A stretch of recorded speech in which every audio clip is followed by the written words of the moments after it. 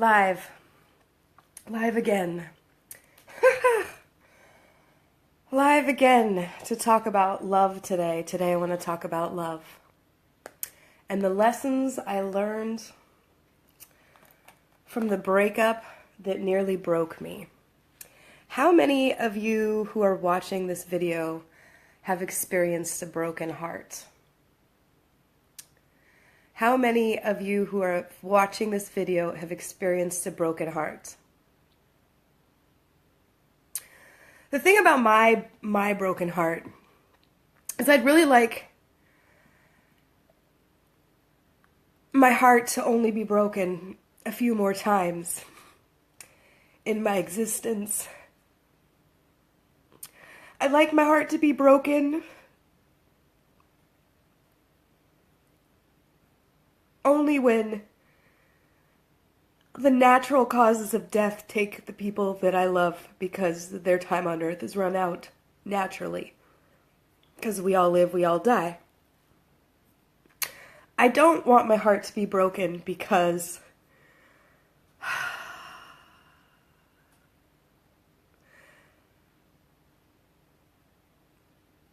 people that I love could not appreciate or see the value of who I am as a human being.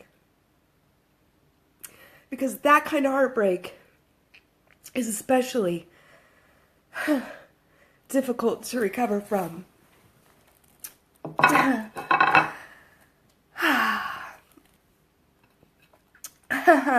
I'm eating breakfast, which is a good thing that I'm eating breakfast because I haven't been very hungry lately.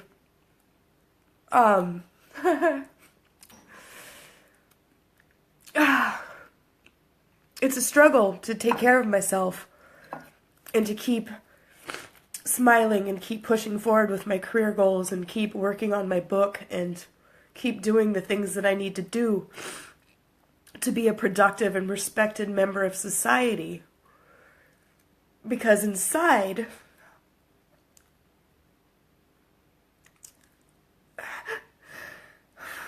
it's like my soul is in a blender.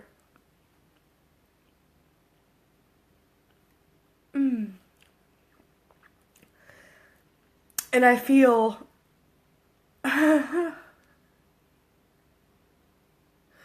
such powerful loss that I just want to curl up into a little ball until it passes and goes away. So the topic of today's vlog is lessons I learned from the breakup that nearly broke me. Now, this is a funny thing about this title, because I didn't come up with the title. No, I didn't. I was feeling like I needed some extra motivation. So when I'm struggling and I get too much into my own head, I reach out and I listen to other people's voices because I know that I'm not alone in this world, and I know I'm not the only one that's had my heart broken, and I know that there are some people that recover from broken hearts, and there are some people that spend their entire lives lost in the process of losing themselves. And I kind of took a stand for myself several years ago that if I was going to keep on living, it was going to be my best life, with my best foot forward, with the best attitude, and a perseverance and a grit that could not be undone by anybody, including myself. And that's not always easy because the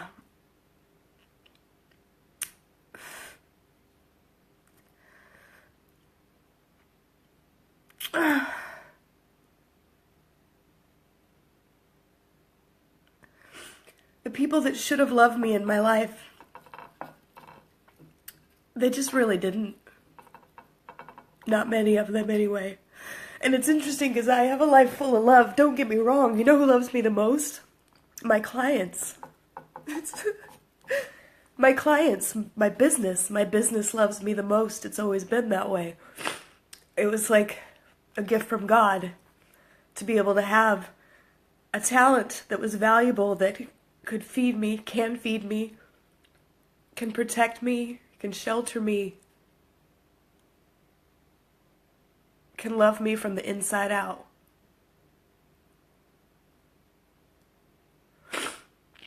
Now, the thing about life is that life is a team sport. We're not supposed to be in this alone. We're supposed to be looking out for each other, reaching out, giving more than we take. And I don't feel sorry for myself. That's not why I'm crying. I'm crying because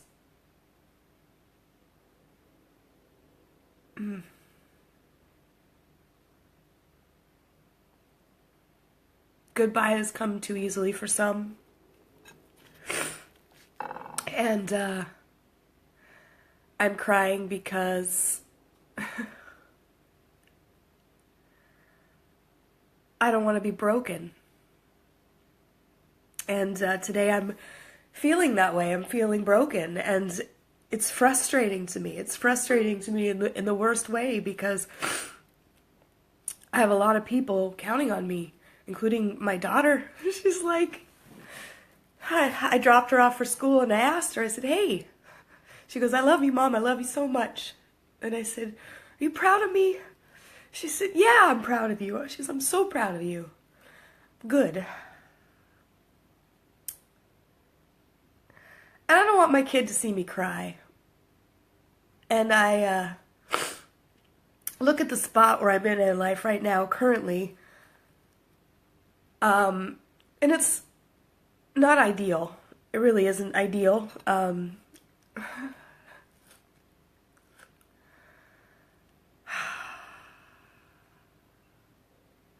But then again, I look at the spot that I'm in, and it's better than a lot of other people have it in the world. So what the hell am I crying about? Lessons I learned from a breakup that nearly broke me. So this is what I'm looking at. Watch this. Hold on.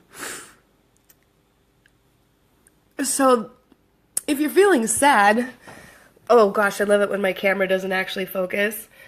You can listen to TED Talk after TED Talk after TED Talk of other people around the world who have had their hearts broken. This woman said how being heartbroken was the best thing that ever happened to me. Fuck that. Oh. Being heartbroken is not the best thing that ever happened to me. Fuck that. I mean, it might be when I finish my book, which is about forgiveness. It's about heartbreak. It's about recovering from divorce. It's about what happened to me. Please don't call me. Somebody is trying to call me. I hate it when people try to call me on Facebook when I'm doing a live video. It's disruptive. So maybe my heartbreak will be good for me in the end. It's going to be a good book if I can stop and center myself enough to actually finish it. And it's slow going, boy howdy. I mean, like, I gave myself the deadline of July 9th, and here's the thing, I'm running out of time.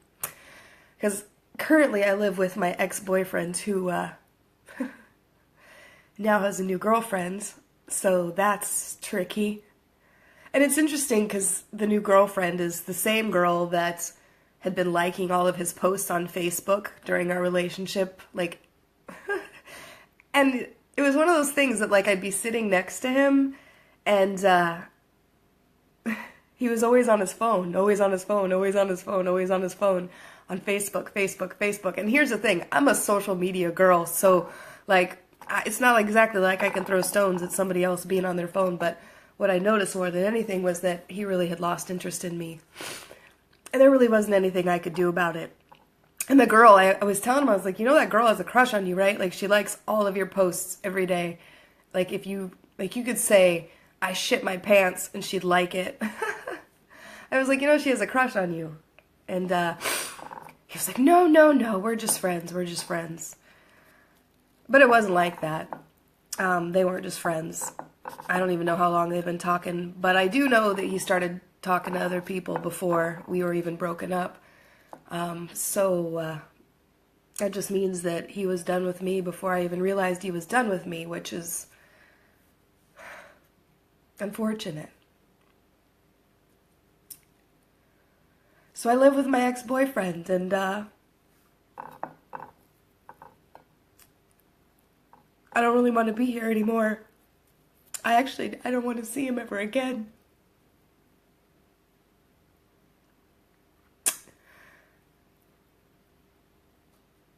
And it's sad because I don't want to say that out loud because like if somebody tells him, then he'd be like, I'm sorry, but you need to go, and then I'm just gonna be fucked even more.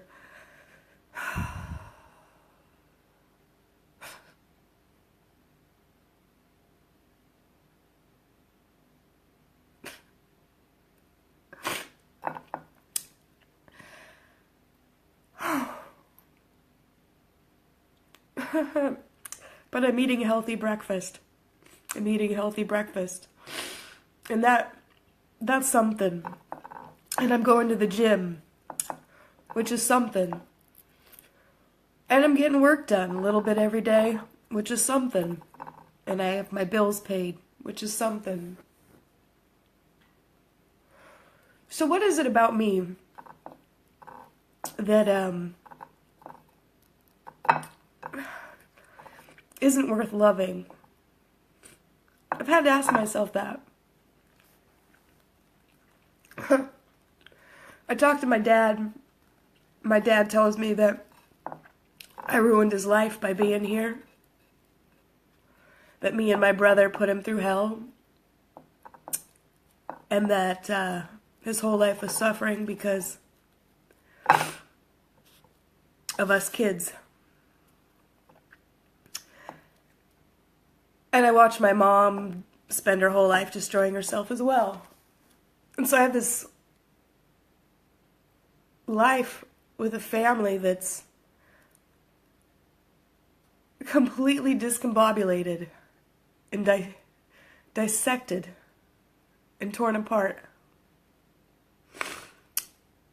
And I'm trying to hold on to my foundation and my core so that the future generations of my family, my daughter, can have a better hope and a better future. That is my hope for my life, is that I will have lived a life that will have improved our legacy overall, which is part of the reason why I decided to write a book, which actually is going to be a book series at this point.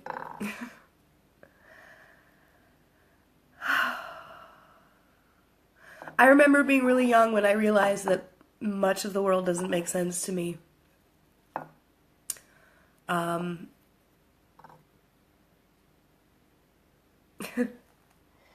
Lessons I learned from a breakup that nearly broke me. I've never handled breakups well. Thank goodness I haven't had a lot of them. Most of my relationships have been really long, actually. But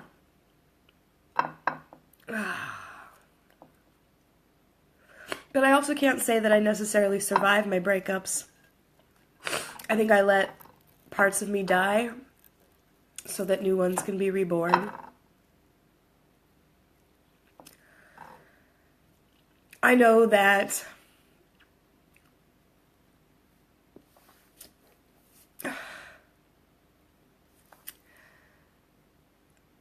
I have to use all the talent that God gave me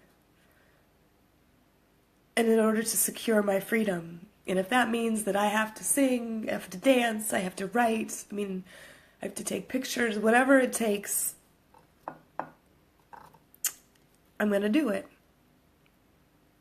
Now, notice that I didn't say if I have to go get a job at McDonald's, or if I have to go get a job at a gas station, or if I have to go wait tables. I don't mind working.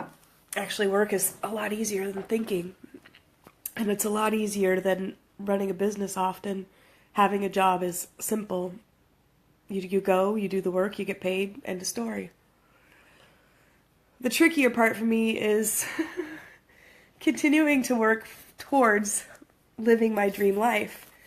And for me, living my dream life is embracing my passion and my calling and what I'm supposed to be doing. And I'm supposed to be a writer, just like I'm supposed to be a photographer. And there's a lot of photographers out there now. Everybody and their grandma's a photographer because technology has made it super easy. Everybody in the world could be a photographer. Just buy a nice camera and you're click, presto changeo. It's not really like that though. I mean, it is, but it isn't. We live in a competitive place. There's billions and billions of people in the world, all trying to get a piece of some big pie. So what do I want in life? Well, love has always been the most important thing. And there's a saying that you have to love yourself first. And I'll tell you what, I can't love myself any more than I have. Because a lot of times it's really been me loving. I'm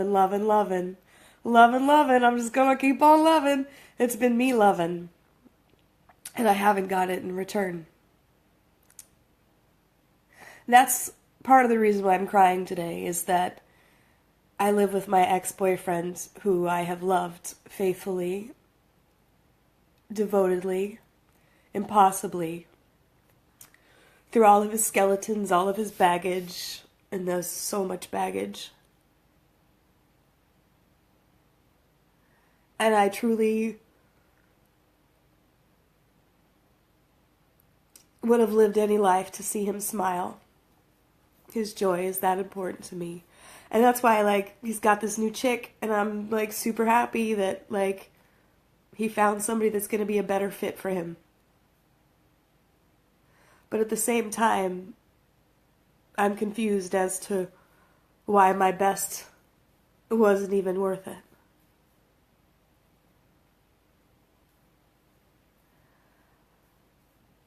I have a friend, actually several friends, that are in bad relationships, some of them for years and years and years and years and years and years. Some of them abusive. I have a friend that's husband is so controlling and so abusive that I don't ever get to see her. And every now and then they almost get divorced, and then they don't. Because they love each other, I guess.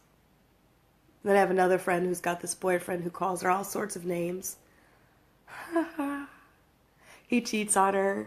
He uses her for his money. He steals.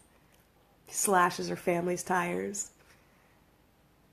But she's so hooked on this dude that she can't even see herself anymore.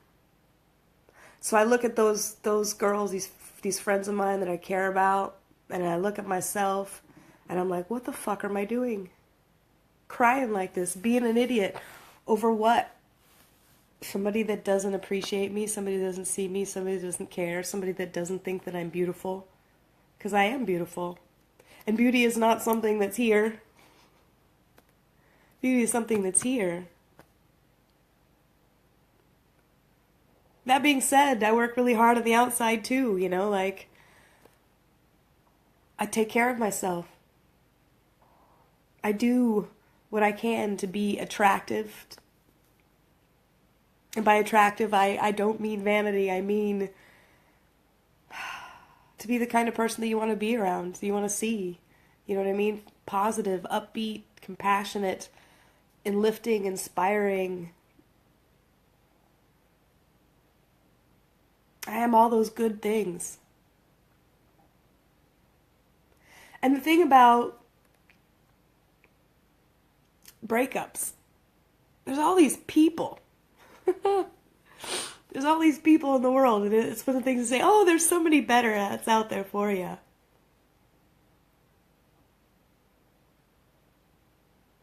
What does that even mean? Better? Better than what?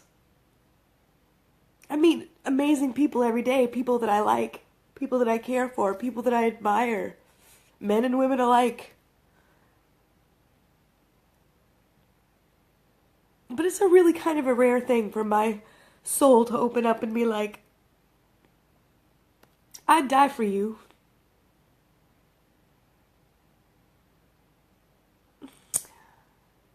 I'd go to the ends of the earth for you. I'd fight dragons for you.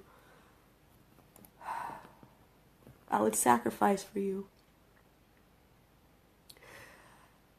Lessons I've learned from breakups. What have I learned in this? Well, this morning as I was driving, I was thinking to myself that God is probably trying to make sure that I do what I said I was going to do, which is to write the book. And here's the thing, if I was in Happily Ever After La La Land, I might not have finished the story, because the first book, well, it's got a lot of painful stuff in it that I'd rather not revisit or even re-talk about it, except for once upon a time when I was very young, I knew that I was going to write a book someday.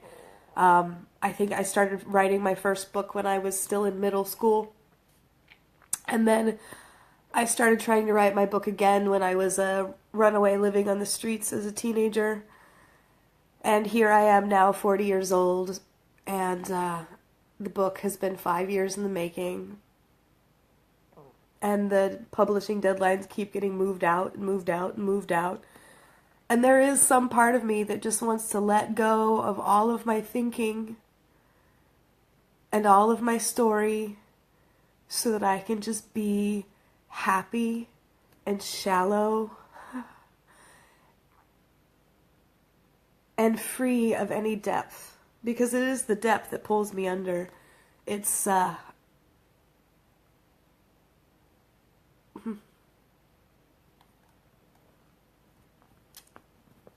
it's the depth.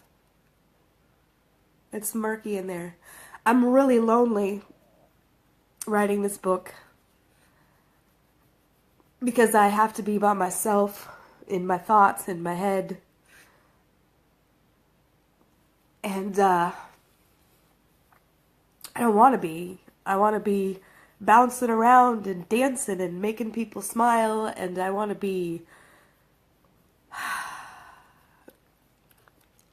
beautiful. That's what I'd like, is to be beautiful.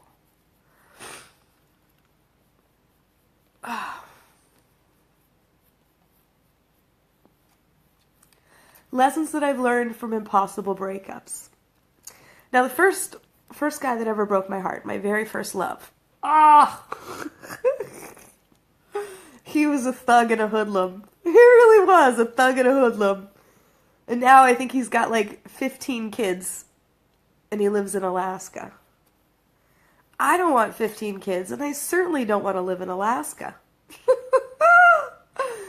But I remember at the time when he was breaking my heart, way back years and years ago, it was pain that was so excruciating, I didn't think I could live through it. I still remember how poignantly that pain hurt. And I remember that much like this situation, he moved on with another girl really quickly. And I remember hating her. I remember wanting that girl to die because he saw something in her that he couldn't see in me. And I prayed for her death. And keep in mind, I'm like super young, but I mean, like, I prayed for her death, and I prayed for her death, and I prayed for her death. And then 15 years later, she killed herself, leaving behind kids, little kids. And I remember hearing about her death and feeling like somehow I was responsible for it, like I had willed it all those years before by my negative, ugly thoughts. Of course it couldn't be my fault that she's no longer here, but I certainly felt like it. What are the lessons I've learned in heartbreak? Well, I learned how much I appreciate what I have and how grateful I am for every kindness and every hug.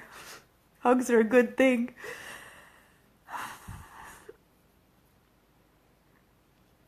I've learned that I might feel broken, but I'm not broken. I I've learned that love does win when you let it, and that it requires belief. You have to believe in something that's bigger than yourself. And I do believe in something that's bigger than myself. I believe that I have a life that has helped and will help many, many, many, many people. And so for me, I guess the biggest lesson that I've learned in life is that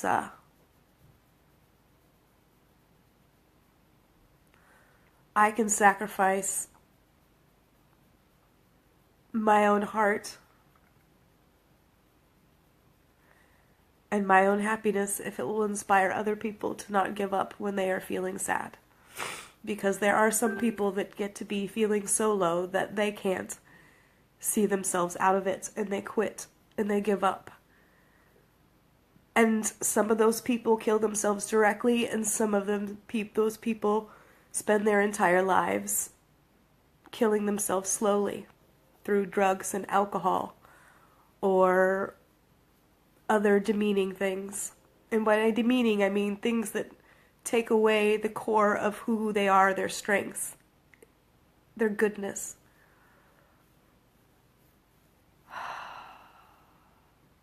What have I learned from the breakup that nearly broke me? Other than that there's TED Talks about heartbreak.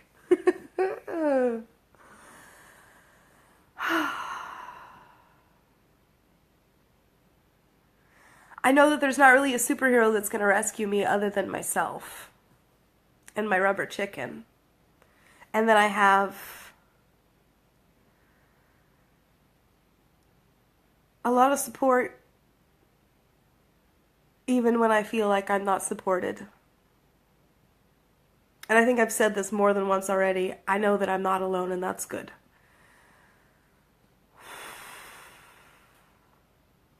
I really struggled with making this video this morning.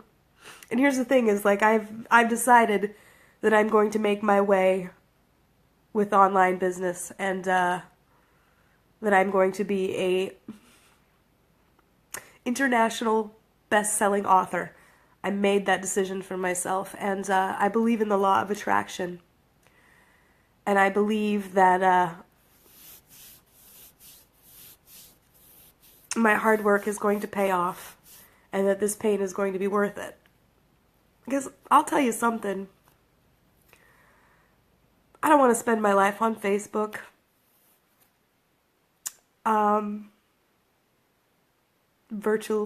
Virtual Amber.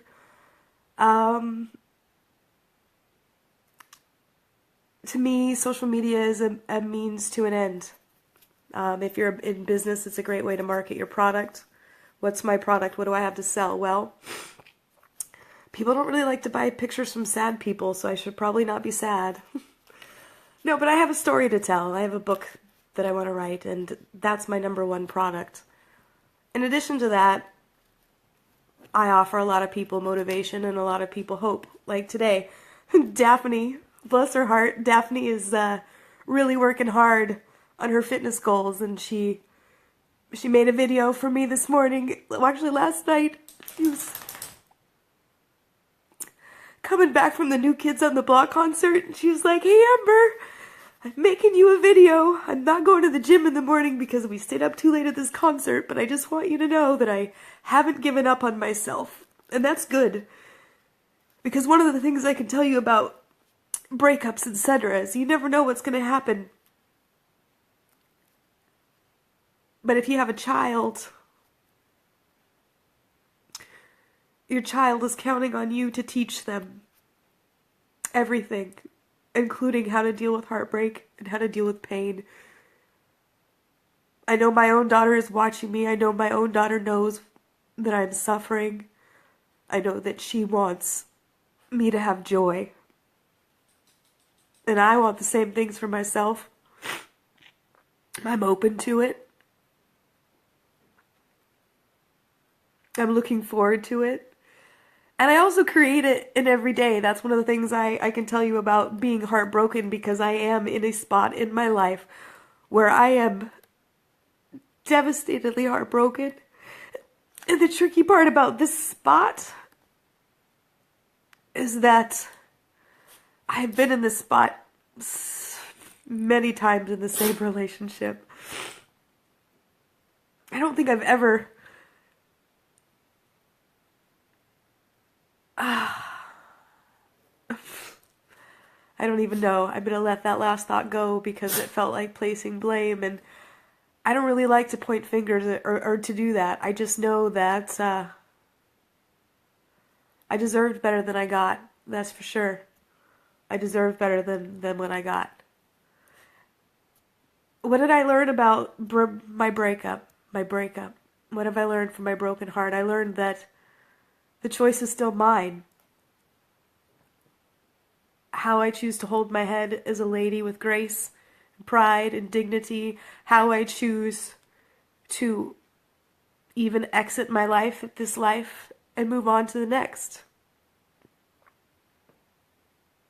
I can do that lovingly, or I can do it with hate and contempt and ugliness. I have those choices, that power within me.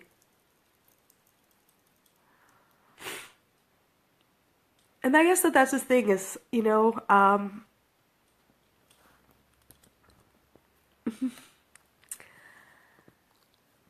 there's a lot of chaos in the world. A lot of people have given up hope, not just in the United States, but all over the world. There are people that are separated from their families because of war. There are people that hear a rumble and they don't know if a bomb is going to be dropped on their head. There are young girls who are kidnapped and sold into sex trades and slavery. People do horrific things to other people everywhere. And it's always been like that. But lately, it seems that I see that sort of thing more and more. Hold on. My dog just turned on. My dog just turned on TED Talks. So I see all this stuff that's happening in the world, the negative stuff, and my heart breaks. And I get angry. I feel hopeless. I feel powerless. And then I feel recharged, remotivated, re-energized. What can I do about it? What can I do about it? Reading a comment, somebody says, you can never depend on another person for validation, comfort, or security. That's what this person, Imran, says. You can never depend on another person for validation, comfort, or security. If you do, you'll learn quickly that you're setting yourself up for misery. You can't constantly put someone else's needs, ahead of your own. Being able to enjoy your own company is an essential. But to be comfortable and happy on your own, you'll often find that relationships become a lot easier. And so here's the thing about psychobabble bullshit. And I'm just going to call it what it is, because I've heard it all. As far as that validation goes, like, I get validation every day. There's always somebody in every day that tells me that I'm great. And just so you know, between you and I know I'm great. That doesn't mean I'm perfect, but I know, like, there's good people and there's bad people, and I'm a good guy. That's just the way it is. I think everybody experiences misery. Good people, bad people. And as far as spending time with myself and being comfortable being alone, you know what happened to Tom Hanks when he went away to that little island with no people? He named a ball Wilson and pretended it was a person. You know what happens with inmates when they get put into segregation and solitary and confinement? They go crazy. People need connections with other people. We're not supposed to be sitting in this little box of content aloneness. And sometimes I think that we need to be uncomfortable. I'm not saying it needs to be a habit. I just think that if you're at a happy spot in life, most of us just want to stay in that happy place. And if we're truly put here to grow, then I guess then there's going to be some growing pains. So I guess that's been the biggest lesson that I'm learning in life, is that I think I am experiencing what I'm experiencing now because I still have a lesson that God wants me to learn. And I'm listening. I'm present in the moment. I'm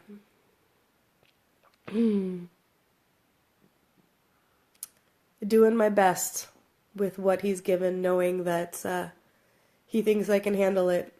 And I know that not everybody that watches me believes in God. I know that some people believe in religion more than God. Which is interesting to me.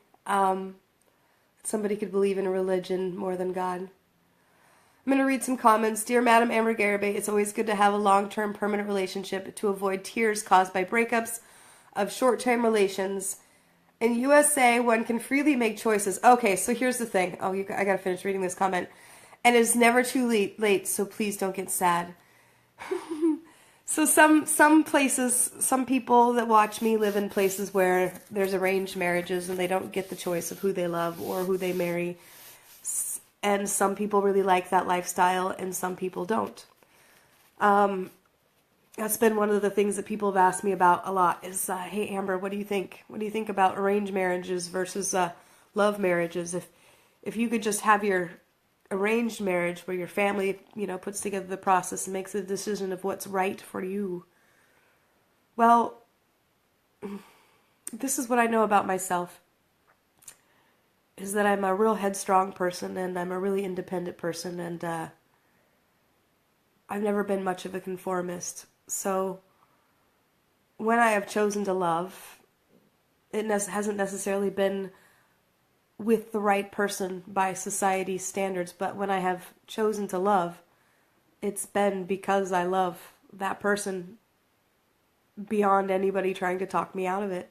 And that's how I feel about my ex that I live with currently. I don't regret loving him. He wasn't good to me. That I can tell you.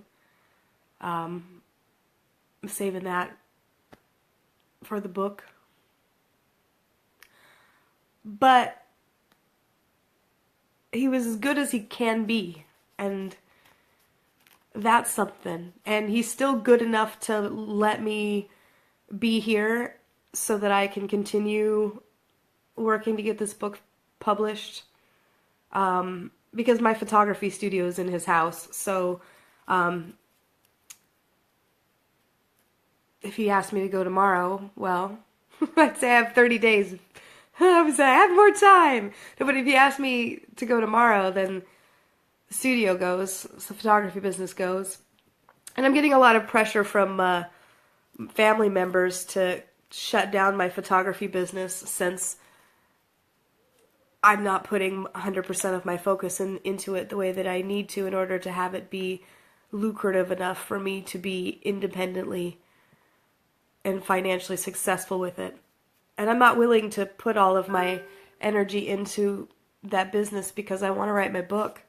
Because once my book is written, it's a product I don't need to recreate over and over and over again. It's also the story of my life and what it took to start the business in the first place. Because I remember when I was starting my photography business, there were very few people that believed that I could be successful at it. And I did it. And it was great. And I also let that success destroy me. And a lot of the things that I value, including my marriage. I have a lot of things that I'm writing about. And if you're watching this video, the whole point of this video, other than for me to have a cathartic moment where my soul is healing, or my healing. I don't know. I definitely am trying to keep things in the right perspective, and I think for the most part I'm doing okay. I know that my life helps people. I know that because I get messages from people that thank me, and they say, "Hey, Amber, thank you for being there. Thank you for what you wrote. It resonated with me. It meant a lot to me." So my life has value, so that's good to know. I'm not here just for shits and giggles, right? I'm contributing in the only way that I know how, which is with love and a big, giant heart. And the book I'm writing, the book series I'm writing is, I call it the greatest love story ever written, because it is indeed the story about loving yourself first, and no matter what. And some people say that you should love God first. Well, I think God lives in us and through us, and if we destroy ourselves, we destroy God's work. That's how I feel about that. And I don't know what religion you find that in, but I know that the truth has always been there when I listen and when I open myself up to it. So, it's 10:37. It's 10:37. I need to get off this vlog. Then I need to post it to my YouTube channel, because Facebook videos, they're not revenue generating. Whereas you can earn revenue from YouTube. I could also create courses on Udemy, udemy.com. That's revenue generating. I could also make money as a blogger through affiliate marketing. But that's not where I want to put my energy right now. Right now I want to put my energy into finishing my book, which is based on my true story. And it does talk about my photography business and what it took to start that. And it also does talk about falling in love and getting your heart broken and what to do about it.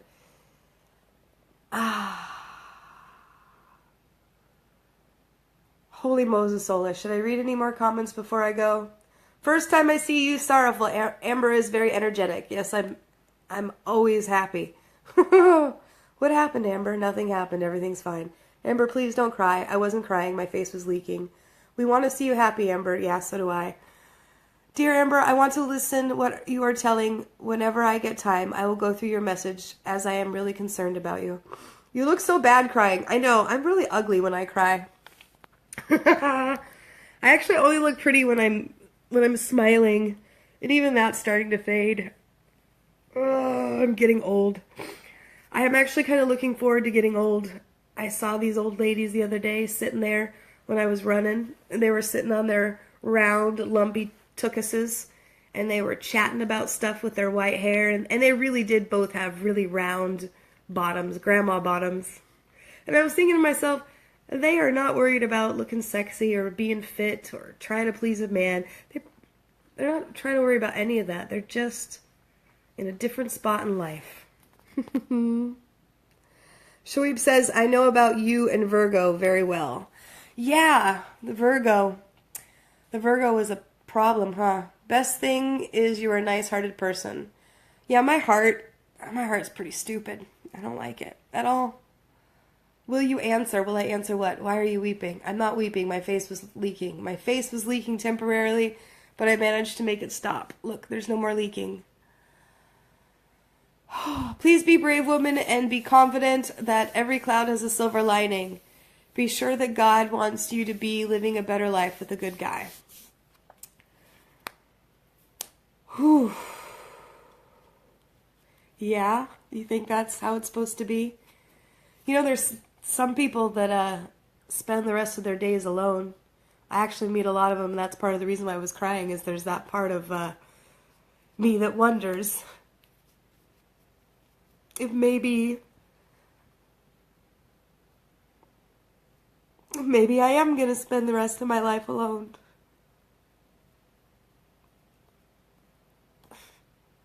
It just seems like such a waste, you know? You know, one of my favorite things about being in a relationship is having somebody to take care of and care about. It's because, like, lately I've just been cooking for myself, and so I eat the same things right now, which is great for my weight loss. But I mean, I pretty much, like, I'll have, like, meat and vegetables, meat and vegetables, meat and vegetables, and, like, a piece of fruit. But it's, like, the same. Like, if I buy a package of chicken, it's gonna last me a week. So I have chicken for breakfast, chicken for lunch, chicken for dinner, and they're real small portions, and they're not meals that, like, you know, like cooking that you put your love into. And that was one of my favorite things. Is like in my relationship is my family would come home, and I call them my family because that's what they were to me. The boys would come home, and I would cook them these amazing feasts, rock Cornish game hens with stuffing and mashed potatoes and homemade gravy and meatloaf and all these amazing food dishes. You know what I mean? It was like, it gave me the greatest joy, and I'd watch the boys like shoveling the food and oh my God, this is so good, yay! And then my guy would go to work when he was my guy, and I would clean the house and do the laundry and make sure everything was smelling good. He would say something like, hey, I'm out of hair gel. I'd go to the store and get him hair gel so that he didn't have to want for anything. It made me happy to take care of them. It made me happy to love them. And I guess that's the thing, is somebody was like, you can't be looking for validation for other people in order to be happy and fulfilled. And that's not what I'm crying about. I'm crying because the love that I was giving and the love that I have to give wasn't appreciated. It wasn't cherished. I don't even really think it was even noticed or remembered. It's funny because my ex-boyfriend, we were talking about my daughter, and we were getting ready to come back home just recently, and I was like, are you so excited to see them? Because I was excited. I still think about him all the time. I mean, I guess that's just it, as I'm still in love, and it's a difficult place to be. And I was just so excited to get back and see them again. And she looked at me and she was like, yeah, she goes, I really love them too. She goes, I care about them so much. She says, but I can't get it out of my head that they really don't care about us or whether or not they'll ever see us again. And that's a hard thing to realize, that the person that I have spent these years with and this person that I have loved and I have spent so much of my heart and soul invested in really doesn't care to ever see me again.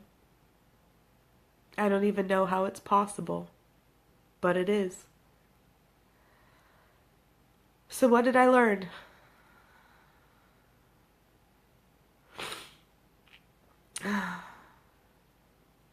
I learned that sometimes it's okay to be sad. And sometimes that sadness doesn't need to be fixed.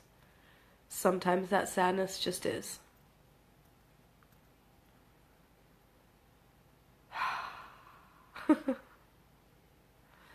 And I also learned that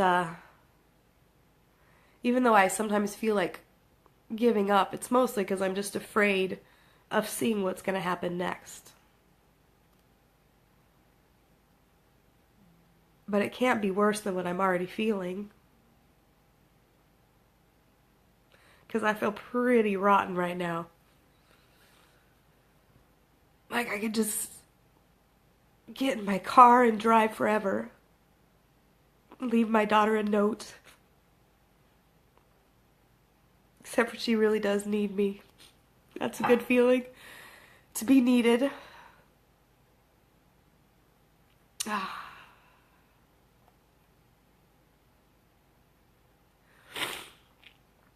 I really hate crying. But I'm also glad that I'm one of those people that, like, has an outlet, because statistics have shown that people that don't cry and that seem to have it together and they hold everything in all the time, they're usually the ones that die younger from heart attacks. And I don't want to die of a heart attack. I want to live a life that inspires people. And that's what I'm trying to do. So, it's 10:45. What am I going to do other than crying? I'm going to log off this video and I'm going to go to the gym. And then I'm going to come back and start working again. That's what I'm going to do. But I'm going to breathe deep.